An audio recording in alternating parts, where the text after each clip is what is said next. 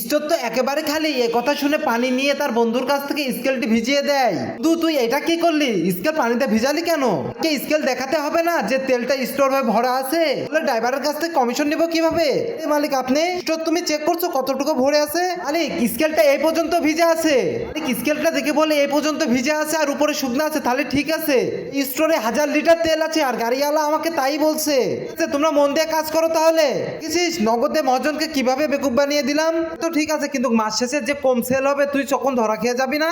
বন্ধু আমিও বোকা খেলোয়াড় না, আমি 1 মাসের ছুটিতে যাচ্ছি আর এই 1 মাসে নতুন একজন আসবে আর সব দায়িত্ব তার কাছেই থাকবে আর সব দায়ভার তারই হবে। বাহ, তুই তো অনেক বড় প্ল্যান করে রাখছিস। আচ্ছা চল আমরা গাড়িওয়ালার কাছে যে মালপাতিগুলো নিয়ে নিই। আচ্ছা চল।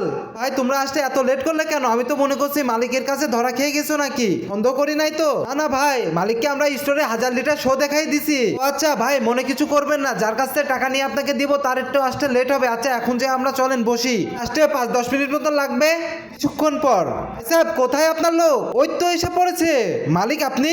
তোমাকে তো আমি প্রথমেই সন্দেহ করছিলাম। তুমি যখন আমার কাছে 1 মাসের ছুটি চেয়েছো, এই সমস্ত কিছু কেনাকাটা অপরিচিত কারোর কাছ থেকে আমি করি না, এই জন্য তোমাকে ধরার জন্য ছোটখাটো একটা নাটক সাজাইছিলাম। শোনো, যে ড্রাইভার সে আমার বন্ধু।